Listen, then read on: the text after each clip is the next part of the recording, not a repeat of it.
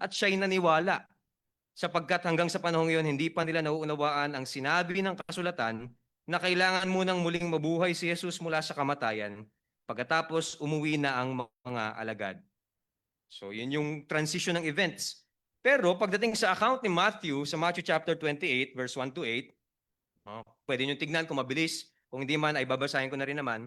Sabi dito sa Matthew 28, 1 to 8, in summary, may matinding paglindol, may anghel na bumaba, at ang anghel na nag-alis ng malaking bato na nagsisilbing pintuan o pantakip sa libingan, sinabihan si Maria Magdalena at isa pang Maria na, sabi sa ESV, the Lord is risen. Go to Galilee, there you shall see him. Sabihan niyo ang ibang mga disipulo. So sa Matthew, pagpunta ni Maria Magdalena, mga alagad at isa pang Maria, nakita nila ang isang anghel na nakaupo doon sa ginamit na pantakip at sinabi sa kanila, wala siya rito. Bumalik na kayo, pumunta kayo sa Galilee at doon niyo siya makikita. Sa Mark 16, 1 to 8. Ang nakalagay naman ganito, habang papunta sa libingan, pinag-iisipan pa nila Maria at ng ibang Maria yung paano aalisin. Paano ba natin aalisin yung batong pantakip? Dahil ako, according sa common story, is puro babae yung unang nagpunta ron. So habang sila naglalakad, nag-iisip-isip na sila. Tatlong Maria ito. Maria Magdalena, yung isang Maria, at may isa pang Maria. At ang sinabi, sino kaya mag-aalis ng malaking bato? Kasi napakalaki nun. Sino mag-aalis nun sa atin? At habang sila papunta ron, nung sila'y dumating sa libingan, nakita nila bukas na.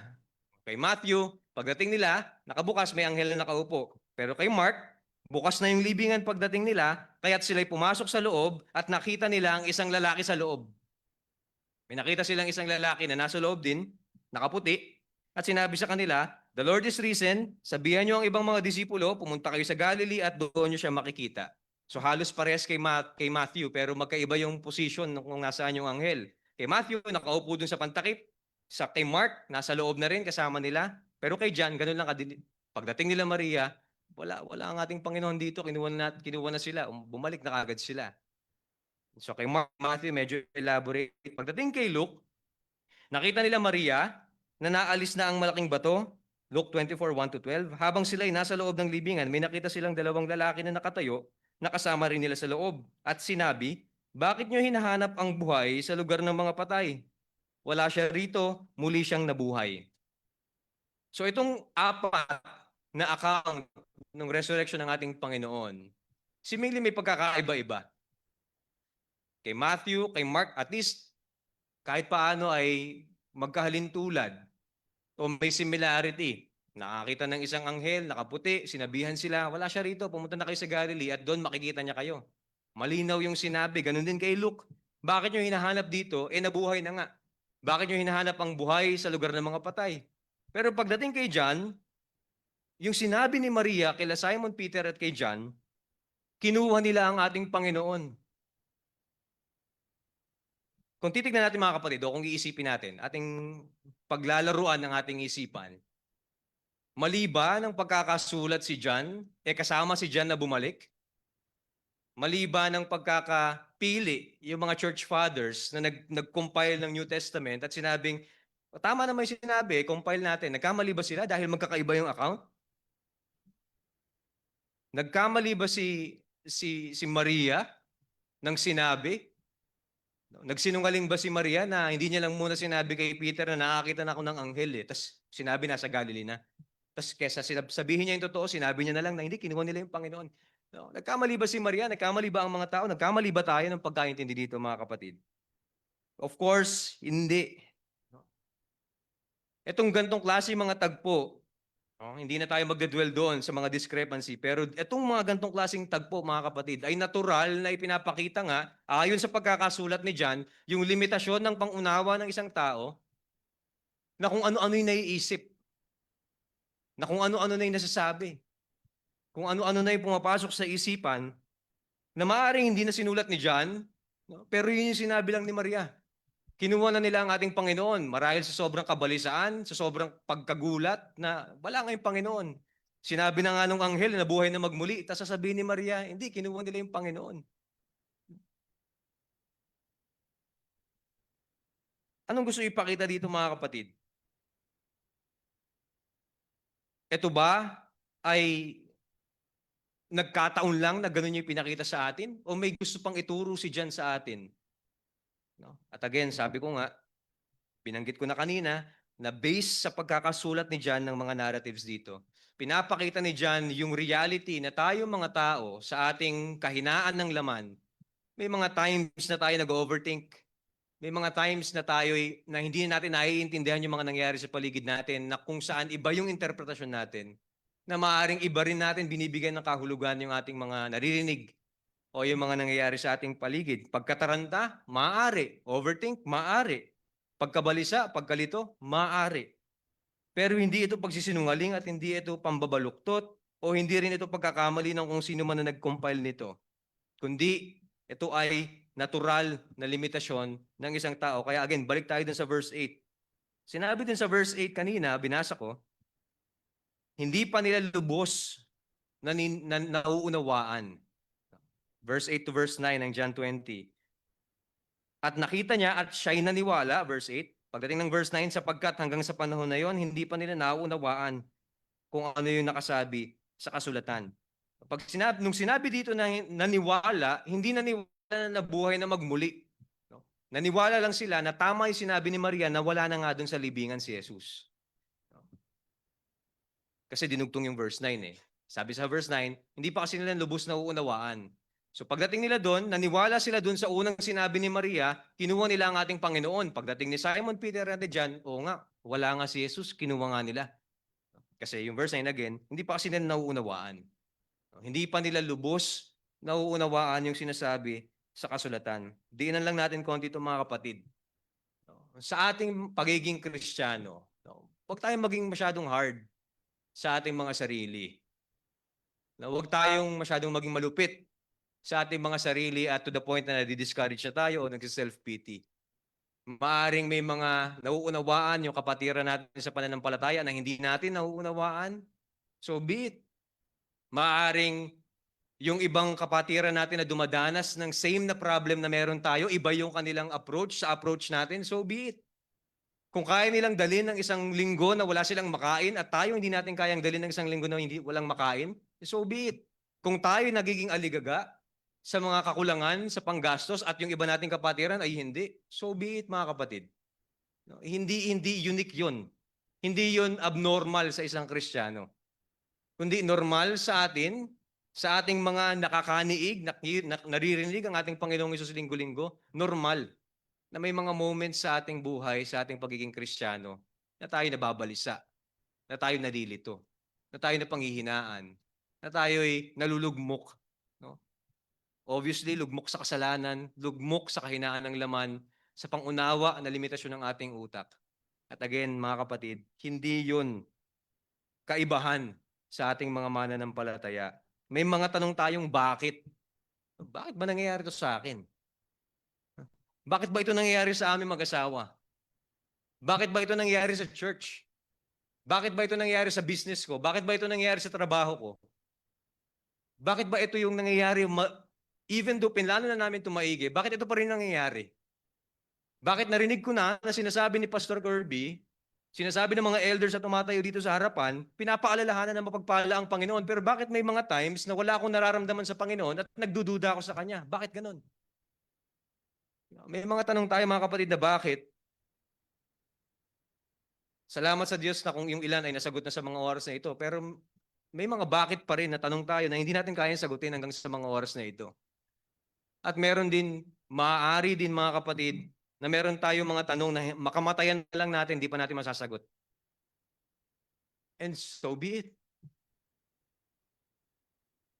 May mga sitwasyon din na kahit sinabihan na tayo, ano ang nangyari ay hindi natin kaagad lubusang maintindihan o hindi natin lubusan matanggap. Hindi dahil ayaw nating sumunod, kundi dahil hindi natin lubusang maunawaan. At so be it. No? May mga pagtatanong tayo minsan sa Diyos na ginawa ko naman lahat eh. Nagsilbi naman ako sa iyo, Panginoon, to the point na sinusumbatan na natin ng Panginoon. Pero sa isang taong namumroblema, nagdadalamhati, ito yung mga lumalabas sa ating mga bibig. Pero again, sa kahinaan ng ating laman mga kapatid, so be it. Hindi dahil sa hindi tayo naniniwala, no? Maaring nasa estado tayo ng pagkalito na may disconnect yung reality at saka yung theology na alam natin. Actually, yun yung unique kay Jeremiah eh. Panginoon, sabi mo, ililigtas mo kami yung bayan, pero bakit mo kami lilipulin? Jeremiah chapter 2, you are my choice as vine. Yun yung binabalik-balikan ni Jeremiah. Panginoon, hindi ba tapat ang pangako mo sa amin na hindi mo kami lilipulin? Pero bakit matapos yung chapter 2 ng Jeremiah, puro judgment na yung naririnig ni Jeremiah sa kanila? Bakit ganun din yung naririnig ni Jeremiah mula dun sa mga tao? Na matapos sabihan ng Diyos na bumalik kayo sa akin, pinapakapal ninyo ang inyong mga muka, nilalagyan nyo ng mga eyeliner ang inyong mga mata, kagaya na binasa natin kanina. No, yung binibilog yung mata. Painting the eyes, yun yung paglalagay ng eyeliner. Pero bakit ganun pa rin? Kahit na naririnig na nila ang pagtawag ng Diyos, no, yun yung tanong ni Jeremiah eh. Panginoon, tumatawag ka sa amin, narito ang temple, pero bakit walang mga taong sumusunod sa iyo? At gayon din sa atin mga kapatid. May mga panahon, salamat na lang sa Diyos kung hindi yun dahil sa kasalanan natin, pero sa kahinaan lang ng laman. No, hindi katulad ng mga taga-Juda at Israel during that time ni Jeremiah.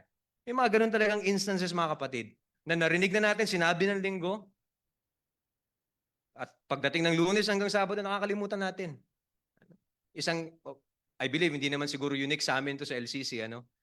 Nag-morning service, pinalalahanan yung mga members na umaten hanggang evening service. Pagdating ng evening service, wala na. Minsan ganun na tayo kabilis eh. Kapapaalala lang, kailangan talaga buong Sunday ialay natin sa Panginoon dahil yun yung sinasabi sa kanyang kasulatan. Pero pagdating ng evening service, wala. Ilang beses mo paalalahanan? Wala. Maaring rebellious, oo, pero maaring hindi rin nauunawaan. Hindi pa kayang arukin ng pangunawa at the moment na kailangan whole day pala. Ano? At gayon din sa atin sa ibang instances mga kapatid. Maaring kung ano-ano ang iniisip natin, maaring kung ano-ano na yung nasasabi natin. Pero again, so be it. Hindi dahil hindi tayo mananampalataya kagad. Mga kapatid, si Maria ito, si Pedro ito at saka si Juan. Hindi dahil hindi sila mananampalataya o hindi sila naniniwala kay Kristo na bilang teacher nila or leader nila or Messiah, kundi dahil hindi lang talaga nila nauunawaan pa at that moment. Maaring gaya din ng verse 11 to 15. Pakinggan niyo ito mga kapatid. Ngunit si Maria ay nakatayo sa labas ng libingan, umiiyak. Habang umiiyak, yumuko siya upang sumilip sa loob ng libingan. Nakakita siya ng dalawang anghel na nakaputi, nakaupo sa pinaglagyan ng katawan ni Jesus, isa sa ulunan at isa naman ay sa paanan, symbolizing or signifying yung Ark of the Covenant. Sinabi nila sa kanya, "Babae, ba't ka umiiyak?" Sumagot si Maria.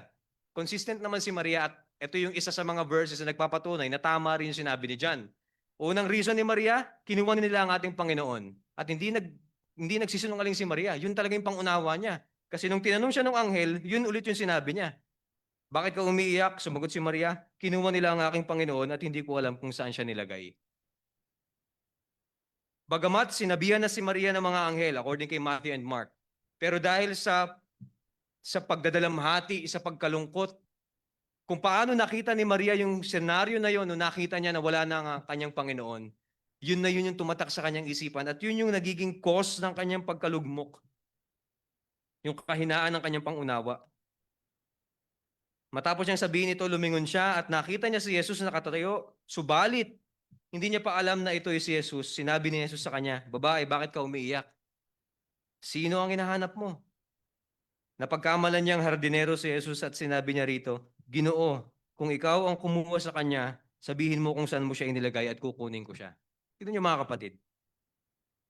Sa gitna ng mga sitwasyon nagdudulot sa atin ng pagkalito, o mga nabanggit ko kanina, ay maaaring hindi na rin nagiging malinaw sa atin yung pagtawag ng Panginoon, yung tinig ng Panginoon, at yung mismong Panginoon.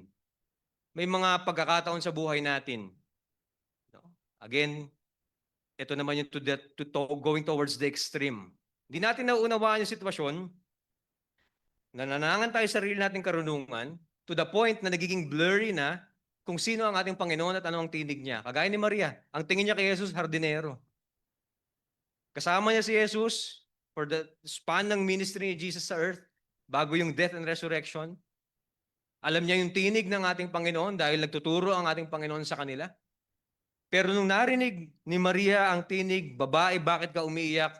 Ang tingin ni Maria kay Jesus ay hardinero.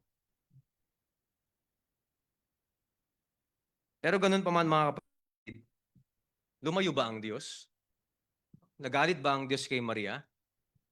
Again, going towards the extreme na si Maria dito mga kapatid. Hindi niya na nakikita kung sino si Jesus. Hindi na malinaw sa kanya ang tinig at muka ng ating Panginoong Jesus. At ganun din tayo minsan.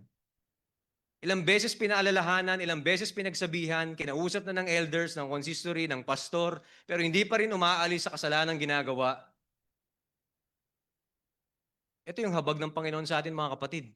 Nagalit ba ang Diyos sa atin? Nagalit ba si Pastor Kirby sa atin? Malakas ang boses, pero nagalit ba? Umalis ba? Lumayo ba? Yung mga elders ba natin, pag tayo ina-admonish, bahala ka na sa buhay mo, kaya mo sumunod. Ganun ba? Kaya again, sabi ko nga kanina mga kapatid, don't be too hard on yourselves. Ano? Normal sa atin magdalamhati at mabulag. Pero abnormal sa ating manatiling bulag. Pero sa kabila ng kahinaan ng ating laman, pagkabulag, pagkalito, hindi lumayo ang ating Panginoon. Napagkamalang hardinero, no? Minsan nga tayo, napagkakamalan natin kaaway ang Diyos eh. Malinaw na panawagan mula sa pulpito, mula sa admonition ng ating office bearers, pero anong ginagawa natin? Tinatakwil natin yung admonition nila. Yung mabuting pag-abot sa atin ng Diyos, tinitignan natin pang-aaway sa atin ng Diyos. Bakit? Dahil ayaw natin umalis sa ating mga kasalanan. Pero lumayo ba ang Diyos? Habag mga kapatid. Awa. Biyaya. Araw-araw. Nakakalimot tayo sa Diyos. Araw-araw. Matapos yung evening service, matapos yung morning service, paglabas natin, nagkakasala na rin naman kagad tayo eh. Pero lumayo ba ang Diyos? Tingnan yung sagot ng Diyos kay Maria. Matapos pagkamalan ni Maria na hardinero ang ating Panginoon, ang sagot ng Diyos sa kanya ni Jesus, Maria. Napakasimple mga kapatid. Maria. Ano ibig sabihin nun? By calling Mary according to her name, ito'y pagpapakita at pagdidiin sa relationship ni Jesus bilang guro sa kanyang mga disipulo. Walang pinagkaiba ito sa tinawag ni Jesus ang kanyang ina na woman. Walang ibang pinagkaiba ito nung tinawag ni Jesus ang kanyang mga disipulo by name.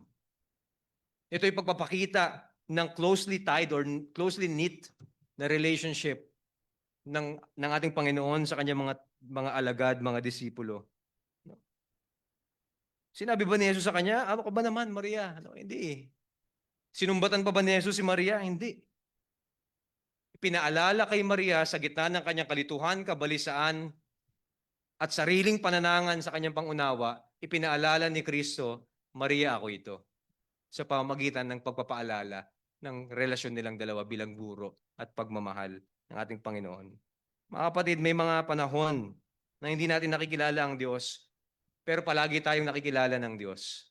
Kaya nga sabi ni Pablo sa mga taga-Galacia, hindi kayo paparusahan ng Diyos kasi kilala niyo ang Diyos. Or rather, sabi ni Pablo, you are known by God.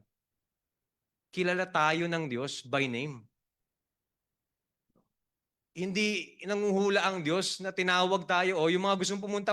Hindi ganun ang Diyos. Is specific, definite, particular. Ito ang ganap na pagmamahal ng Diyos sa atin, calling us by name, including us, incorporating us in Christ, and calling us in Him, beloved in Christ.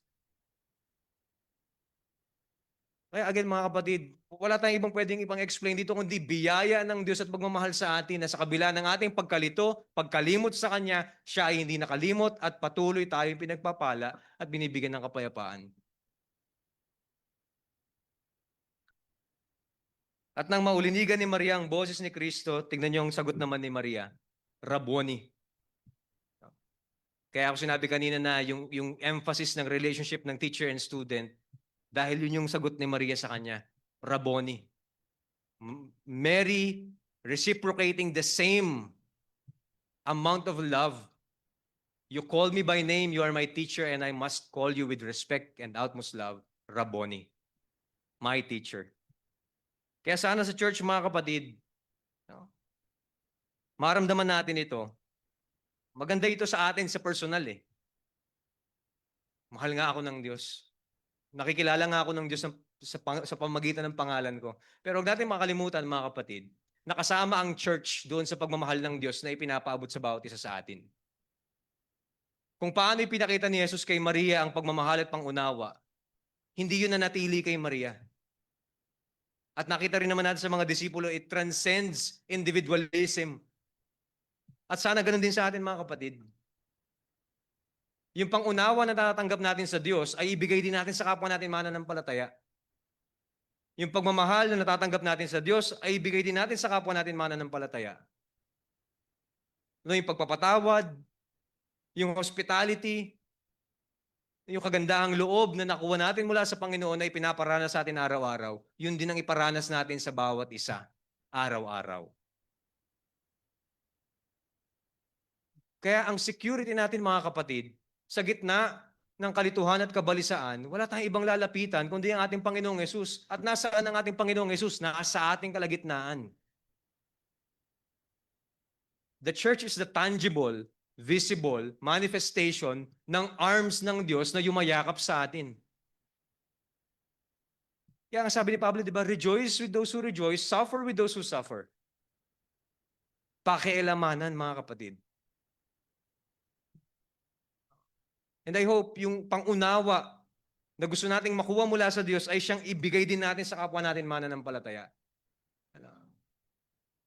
Minsan sa sobrang ideal ng ating pag-iisip, sa sobrang cognitive ng ating approach sa buhay-buhay, ang dali nating bitawan yung mga salitang, okay lang yan. Kaya mo yan. Malalagpasan mo rin yan.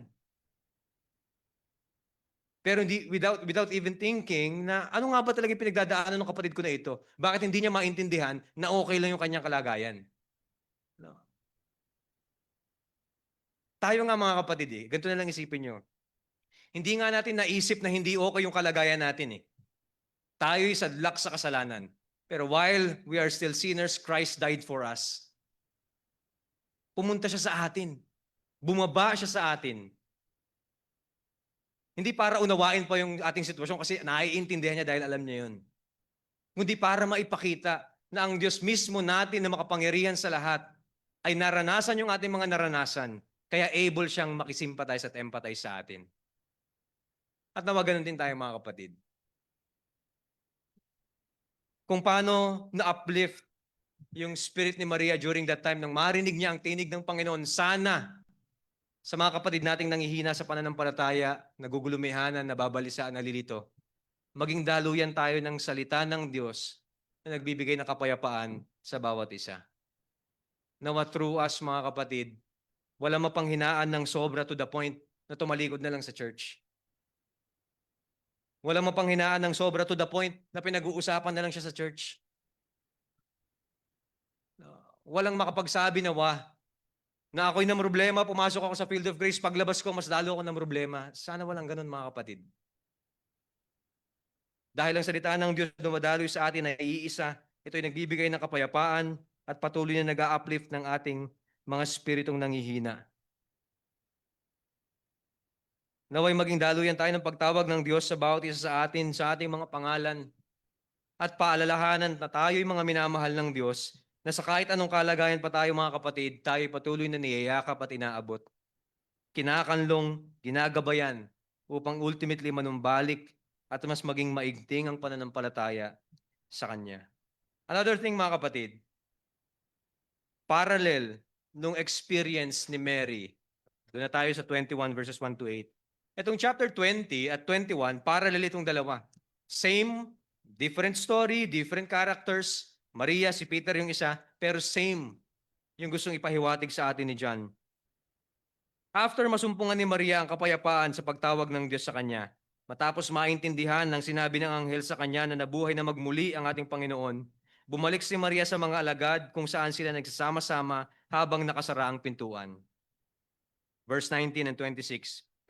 Kinagabihan ng araw na iyon, unang araw ng linggo, habang ang mga pinto ng bahay na pinagtitipunan ng mga alagad ay nakasara, dahil sa takot sa mga pinuno ng mga Hudyo, dumating si Jesus at tumayo sa gitna nila at sinabi, "Sumainyo ang kapayapaan." Verse 26 ng chapter 20, pagkalipas ng 8 araw, muling nasa loob ng bahay ang mga alagad at kasama na nila si Tomas. Kahit na nakasara ang mga pinto, dumating si Jesus at tumayo sa gitna nila at sinabi, "Sumainyo ang kapayapaan." Tingnan niyo mga kapatid. Pagkatapos lahat ng nangyari kay Maria, transition tayo papunta kay Peter. Pagkatapos lahat ng nasaksihan ni Maria, ni Pedro, ni Juan, kinagabihan nung araw na nakita nila ang anghel, nakasara pa rin yung pintuan nila. Dumating si Kristo sa kanilang kalagitnaan, sumainyo ang kapayapaan. Nakita nila, alam nila si Kristo ito, sinabihan na sila, sumainyo ang kapayapaan, pero makalipas ang 8 araw, verse 26, nakasara pa rin yung pintuan. At sinabi ulit ng ating Panginoon, sumainyo ang kapayapaan. Lumabas ang mga disipulo pero ganun pa rin mga kapatid. Yung pasok ng verse ng chapter 21, nakasara, sumainyo ang kapayapaan. After nun, pasok ng chapter 21 at lumabas na nga ang mga alagad at ito na yung kagad yung tagpo. Verse 21, chapter 21, after this, Jesus revealed himself again to the disciples by the Sea of Tiberias. Pero ganun pa rin, nasa labas na sila, pero hindi pa rin nila lubos maunawaan dahil ito yung sabi ni Pedro sa kanila. Verse 3, mangingisda ako. Natural mga kapatid na pwede nating i-expect o pwede nating hanapan sila John, sila Peter, sila Maria. No? Nagpakita na ang Panginoon sa inyo, sinabihan na kayo ng kapayapaan ay sumainyo, pero anong ginawa nyo? Nakasara pa rin ang inyong mga pintuan, hindi nyo pa rin naiintindihan. 8 araw na nakalipas, nakasara pa rin ang inyong mga pintuan. Si Tomas nanghingi pa ng sign na mapasok yung kanyang mga daliri sa sugat ng ating Panginoon. Paglabas, lumabas na nga ang mga disipulo, pero ganun pa rin. Nagpakita ang Diyos sa kanila, ang ating Panginoon, pero ano sabi ni Peter, verse 3, mangingisda ako. And in the midst of these things, mga kapatid, one thing is evident at familiar naman sa atin yung kwento na ito. It is because of the anxiety na meron na umiiral sa mga disipulo, kaya hindi pa rin talaga nila lubos maunawaan. Takot sila, of course, dahil wala na nga sa puntod, sa libingan si Jesus, ang iisipin ng mga Hudyo, kinuha nyo lang yung Panginoon nyo para masabi nyo totoo talaga na buhay na magmuli. Kaya nakasara yung mga pintuan nila kasi takot sila doon. Takot din silang usigin ng mga Roman Empire, ng mga soldiers, takot silang usigin ng mga Hudyo, at ng iba pang mga threats sa kanila upang sila i-persecute. Kaya nakasara yung pinto. Obviously, anxiety from outside, life-threatening para sa kanila. Kaya tama yung sinabi ng ating Panginoong Hesus, sumainyo ang kapayapaan, peace be with you. Makampante kayo, pumayapa kayo. Pero sa kabila nun mga kapatid, dahil sa paglisan o pag wala pa ang ating Panginoong Hesus dito, kumbaga papachipa-chipa yung pagpapakita sa kanila, si Pedro ay nakaisip. No? Pwedeng sabihin natin bright idea ito, pwedeng sabihin usual sermon na ginagawa dito. Sa sobrang pagdududa ni Pedro kay Kristo, nangisda na lang siya ulit. Pero mali yun mga kapatid eh. Hindi nagdududa si Pedro dito. 3 beses niya nang nakita, 4 na beses niya nang nakita. No? Nadiinan na kay Pedro na wala nga ang Panginoon. Pero bakit ganun pa rin yung response niya? Bakit bumalik pa rin siya doon sa pangingisda? Dahil yun yung kaya niyang gawin. Dahil yun yung nagme-make sense sa kanya. Again, from verse 9, hindi nauunawaan ng mga alagad na nabuhay na magmuli si Kristo. Nagpakita si Jesus, tapos bigla ulit nawala. Nagpakita si Jesus, nagsabi, sumayin yung kapayapaan, pero bigla ulit nawala. Nagpakita ulit sa Sea of Tiberias, pero bigla ulit nawala. Hindi nagme-make sense kay Peter. At ang ginawa ni Peter, gagawin ko kung ano yung nagme-make sense sa akin. Mangingisda ako ulit. Hindi naman ito malayo sa atin mga kapatid.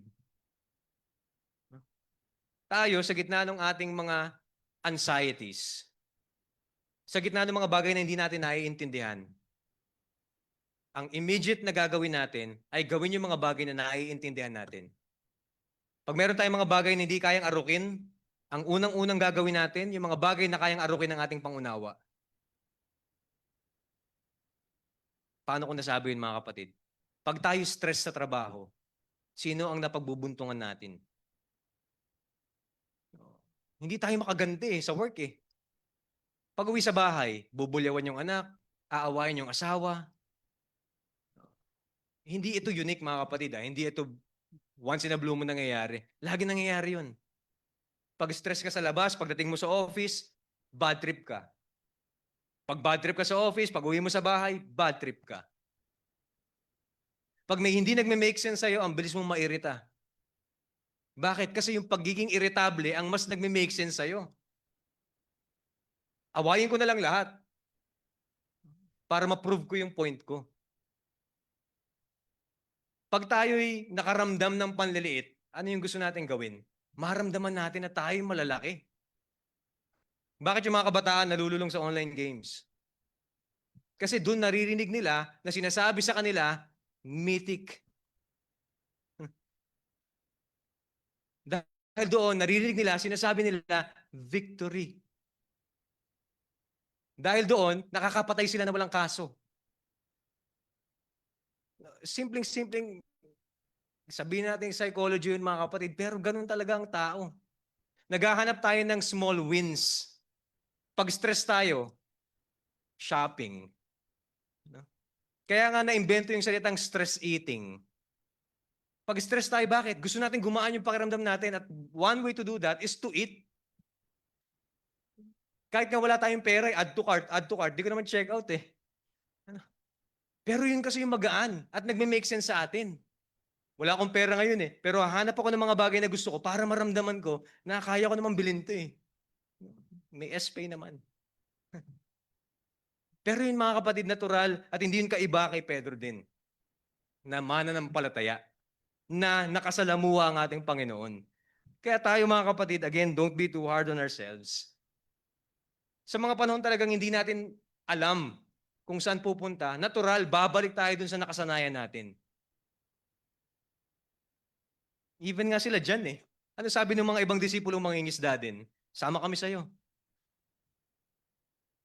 Kasi yun yung nagme-make sense sa kanila eh. Tara, mangisda na lang. At tignan niyo mga kapatid kung paano sila inabot ng ating Panginoong Yesus. Verse 5 to verse 6. May nahuli ba kayo? Habang nangingisda sila Pedro, ang tanong ng ating Panginoon sa kanila, may nahuli ba kayo? Sagot ni Pedro, wala. Ito mga kapatid, minsan dito tayo nagsa-self-pity eh. Siguro mali talaga yung ginawa ko kaya hindi ako pinagpala ng Diyos eh. Baka kaya walang napuntahan itong effort na ginawa ko kasi baka hindi ito talaga yung kalooban ng Diyos eh. Pinag-pray ko naman.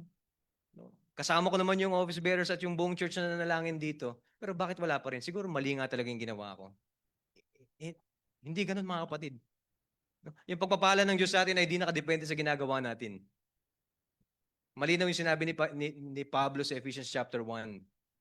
Dahil sa ginawa ng ating Panginoong Yesus, lahat ng pagpapala ng sangkalangitan ay ibinigay sa atin. May mga ganun lang din talagang instances. Providentially, pinaparana sa ating mga buhay. Walang napala. Bakit? Para parusahan ng Diyos. Para makita na wala talaga tayong kayang gawing mabuti sa buhay natin. Minsan ito yung mga kapatid eh. Gusto natin mga encourage na kapwa mananampalataya. Pero sabi ko sa iyo hindi nakaka-encourage yun eh. Nasabihan na ba kayo? Ako, sabihan na ako nun eh. Sabi ko sa iyo eh. May sinabihan na rin akong ganun eh. Sa church namin eh. Pero hindi naman siya na-encourage. No? Pagkakamali ko yun. Ang bilis natin kasing doon tayo mabilis kumuha ng entry point eh. O kamusta yung pinaplano mo? Walang nangyari. Sabi ko sa iyo eh. Yung ba yung sagot ni Jesus sa kanila? May nahuli ba kayo? Wala eh. Sabi ko sa iyo eh. Hindi naman yung sabi ni Jesus eh. Ano sabi ni Jesus sa kanila? Subukan nyo sa gawing kanan. At anong ginawa ni Pedro? Nilaglag sa gawing kanan yung lambat. Anong gustong sabihin ni John dito mga kapatid? Subukan mo sa gawing kanan kasi doon may pagpapala? Hindi eh. Ang gustong ipakita ni John dito mga kapatid, ibinabalik si Pedro doon sa kung ano yung unang pagkakatawag sa kanang Diyos, yung pagkakatawag na may pagtitiwala sa Kanya. Ipinaalala kay Pedro, based dun sa senaryo na yon, na Peter, bumalik ka sa nakasanayan mo. Pero hindi nga yan yung pagkakatawag ko sa iyo eh. Pero even so, subukan mo sa gawing kanan. Bakit? Sa pamagitan ng senaryo na yon, na ibinalik si Pedro doon sa senaryo na yon, nakita ni Pedro ang kahalagahan. Nakita ni Pedro na ang Panginoon ang tumatawag sa kanya. It's not on the benefit, it's not on the blessings. Hindi doon sa dami ng isda na nakuha, nakafocus yung narrative ni John. Doon sa realization na kung saan sinabi ng Diyos, gawin mo dahil nandun ang pagpapala. Dahil mapagkakatiwalaan mo ang Diyos. Dahil yun na yun yung ginawa ni Jesus kay Pedro nung unang pagkakatawag. Nung unang pagkakatawag pa nga, sumagot pa si Peter eh. Ginoo, magdamag na kami dito, wala naman kami nakuha. Alam ni Pedro yun eh. Kasi mangingisda siya, inaral niya to. Alam niya na wala nang mahuhuli kahit anong laglag niya ng lambat. Pero this time, nung narinig niya ulit, there's something within Peter na nag-reminisce sa kanya. Laglag mo sa gawing kanan. Siguro dahil sa pagod na rin, ayoko na makipagtalo, sige na nga. Pero the point of the matter, mga kapatid, yung ang sinabi ko kanina, na ang point ni John sa pagkakasulat dito is to remind Peter na it's not so much on the benefit na makukuha, kundi sapat na sinabi ng Diyos na subukan mo sa gawing kanan. At dapat siyang pagkatiwalaan doon. Ganon din sa atin, mga kapatid. May mga efforts tayong ine-exert. May mga oras tayong inilalaan sa mga bagay. May mga ini-invest tayo na buhay, na oras, na resources natin sa mga bagay-bagay. Pero walang nangyayari. It's because we're impatient, yes. Pero again, relating to Peter, naging impatient ba sila? Sinabi mismo ni John eh. Sinubukan nila, ng tagal nila doon, hindi naman sila naging impatient eh. Hindi na ba sila naniwala kay Kristo kaya nangisda na lang sila? Hindi rin naman eh. Ibig bang sabihin yung ginawa nila ay laban sa utos ng Diyos? Hindi rin naman. Para kila Pedro, they are left hanging. Panginoon, saan na kami pupunta? No. Wala pang malinaw na instruction ulit maliban doon sa pumunta kayo sa Galilee. Pero again, inconsistency doon sa narrative ni John, hindi alam nila Pedro yun dahil hindi sinabi sa kanila, at least in light of the context of John. No. Hindi naman eh. Hindi naman dahil sinunod nila yung sarili nilang karunungan kaya sila walang napala eh. Kundi may tinuturo ang Panginoon sa kanila.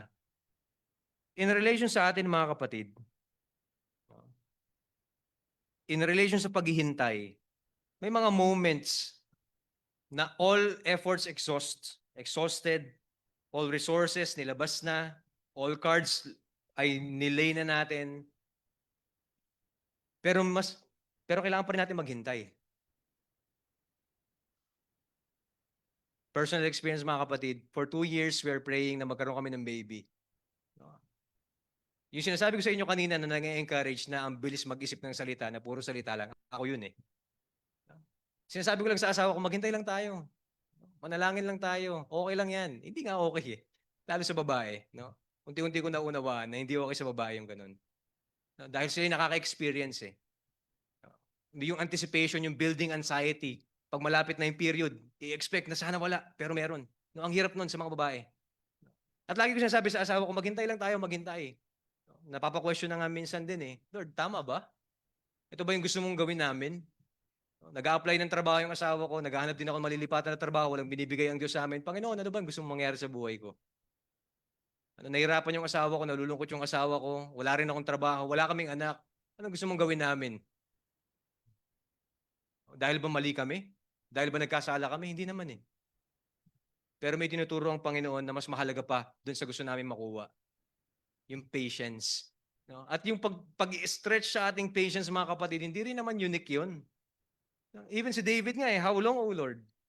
Psalm 27, how long, O Lord? Pero ang sagot ni David, wait patiently for the Lord, be strong and courageous, still, I am certain to see the goodness of the Lord in the land of the living. No? Minsan, mga kapatid, nakafocus tayo dun sa paghihintay at dun sa hinihintay. Nawawala sa ating isipan, ano ba yung nangyayari sa atin as we wait upon the Lord? E daw, gaya nga ng binasa ko kanina, still, si David habang naghihintay, Ang kanyang hope, assurance, still I am certain, I will see the goodness of the Lord in the land of the living habang naghihintay. At sa ating mga pinagdadaanan, mga kapatid, kailan mo ba kami aalisin, Panginoon, sa sitwasyon na kinalalagyan namin ngayon? Again, it's not so much on ano yung gusto natin mangyari, but it's on the process of waiting. Sino ba yung pinagkakatiwalaan natin on the process of waiting? Are we still seeing the goodness of the Lord at work during the time na naghihintay tayo? O mas nagiging blurry na lang yung pagtingin natin sa Diyos? Sa mga inaasam-asam natin sa buhay, are we still seeing the goodness of the Lord habang hindi niya pa binibigay yung pinapanalangin natin? As we wait upon the Lord, no, buksan natin ang ating mga mata. Naalala ko yung tanong ni Cristel sa akin eh. Pag naghihintay ba sa Diyos, wala tayong gagawin? At yun nga yung ating gagawin, mga kapatid. Open our eyes to see yung goodness ng Panginoon ay nagpapatuloy kahit wala pa sa ating mga kamay yung mga inaasam-asam natin. Kahit tayo namumroblema pa sa ngayon. Kahit tayo nasa gitna ng kabalisaan at pagkalito. Yun yung ating dapat na mas pagtuunan. Are we still seeing the Lord? Nakikita pa ba natin yung work ng Lord? Naririnig pa ba natin ang ating Panginoon? Naniniwala pa ba tayo na nagpapala ang Panginoon?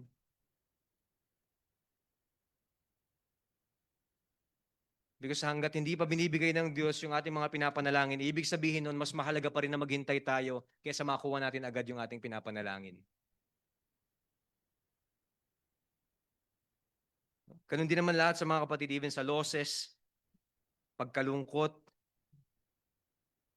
Hindi ibig sabihin tayo nagdududa, humihina yung pananampalataya. It's just normal reaction for us kasi hindi nagme-make sense yung mga bagay-bagay. Pero again, mga kapatid, manangan sa salita ng Diyos. Again, balikan natin yung sagot ng ating Panginoong Yesus.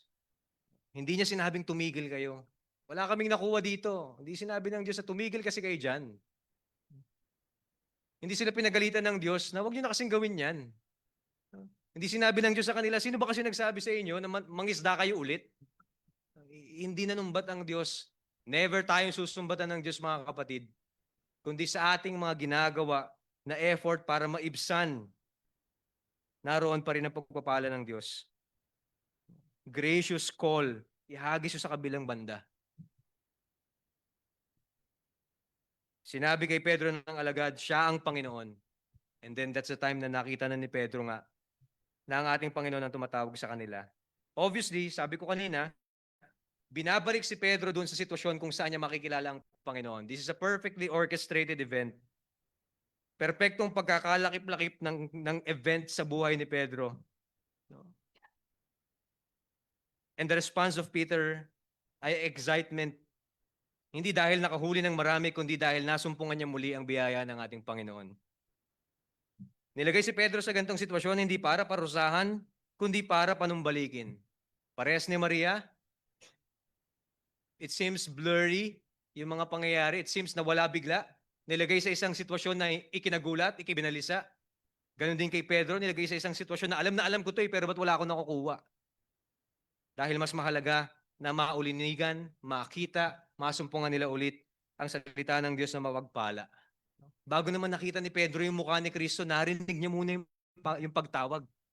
Bago naman nakilala ni Maria ulit na siya pala si Rabboni, tinawag muna siya ulit, Maria. Bilang mga mananampalataya sa kahinaan ng laman, mabilis tayong manangan sa ating alam. Default reaction, emotionally, mentally. Pero gaya nga ng sabi natin, mga kapatid, although this is not necessarily wrong, hindi tayo dapat nananatili doon. Hindi abnormal sa isang Christian na mabalisa, pero abnormal pag nanatili tayo doon. Abnormal din pag di natin nakita ang ating Panginoong Yesus sa gitna nun, mga kapatid. Sa gitna ng ating mga pinagdadaanan sa buhay, nagtatrabaho, lilipat ng trabaho, nag-aaral, naghahanap ng trabaho, magiging college na, aalis na ang mga kaibigan. No, ito na yung mga students sa church. Yung sadness nila ay nandun sa, aalis na kasi mga friends ko eh. No? Ibang-iba dun sa mga nagtatrabaho na, aalis na kasi ako sa trabaho ko eh. No? sa pinakamaliit na mga inaalala natin hanggang sa pinakamalaking inaalala natin mga kapatid, huwag nating makalimutan na sapat ang salita ng Diyos na nagbibigay kapayapaan at biyaya sa atin. Sa buhay mag-asawa, sa naghahanap ng asawa, even nasa gitna ng kabalisaan pagkalito na feeling natin walang kasiguraduhan, magsumikap pa din tayo mga kapatid na pakinggan at pagkatiwalaan ng salita ng Diyos at maging aktibo sa pakikinig ng kanyang salita. Sa pakikinig ng salita ng Diyos, nawa patuloy nating pagsumikapan na kontraman sa ating nakasanayan. Palagi tayong tumingin doon sa kabilang banda. Doon sa kung saan gagawin nating sumunod, hindi dahil sa alam natin na meron, kundi dahil alam natin na naroon ang ating Panginoon. Dahil ang salita ng Diyos ay nagdudulot sa atin ng kapayapaan, gaya ng naranasan ni Maria, at biyaya, gaya ng naranasan ni Pedro, at ng lahat ng mga alagad. Kaya mga kapatid, mabuhay tayo sa mundo na ito. Kahit alam natin na sa kaisipan ng tao, sa makamundong kapamaraanan o diskarte ay imposible. Kung malinaw sa atin na ito'y pagkilos o panawagan ng Diyos, dapat tayong humakbang. Hindi ito bulag na pananampalataya, kundi ito ang buong pusong pagtitiwala. Subukan mo sa gawing kanan, subukan mo sa kabilang banda. It is as if saying, subukan nyo doon sa hindi nyo alam. Doon sa kung saan gagana ang pananampalataya at hindi ang mga mata. Dahil yung mga bagay na nasa kabilang banda, yung mga bagay na hindi natin nakasanayan, yun yung mag-e-exhume sa atin ng genuine faith. Sa limitasyon ng ating karunungan, hindi natin maaring malaman hanggang kailan, pero habang naghihintay o habang hinihintay natin yung panahon na magiging maayos din ang lahat, gaya ng malinaw na paalala sa atin, dahil tayo'y na kay Kristo, dahil tinuro, ipinakita at pinatunayan niyang siya ay mapagkakatiwalaan, dahil kilala niya tayo, dahil sinabi ng Diyos, palagi nating subukan doon sa gawing kanan. Doon kung saan naroon siya, doon kung saan dapat nakatuon ang ating pananampalataya. Yung hymn natin mga kapatid, yung first line, according to thy gracious word, in meek humility, I remember you. Pero yung last stanza nun mga kapatid, it is a plea that Jesus, please remember me. And indeed mga kapatid, lagi tayong inaalala ng Diyos, lagi tayong kilala ng Diyos. Even sa mga panahon na hindi natin siya nakikilala, kilala pa rin tayo ng ating Panginoon. Ito ang tunay na mas mabuti para sa atin mga kapatid. Panghawakan natin ang pangako ng ating Panginoon dahil sinabi ito ng ating Panginoon sa atin. Sa gitna ng kabalisaan, labis na pagpaalala at mga sitwasyon na parang walang kasiguraduhan, ating masusumpungan ang ating tapat na tagapamagitan at tagapagligtas, ang ating Panginoong Yesus na patuloy na nagsasabi sa atin, patuloy na nagpapala sa atin, at patuloy na kumikilala sa atin. Kaya gaya nga ng sinabi ng ating Panginoong Yesus mga kapatid, sa gitna ng kung ano man ang kalagayan natin ngayon, sumayin niyo ang kapayapaan. Tayo po'y manalangin. Aming Ama, kami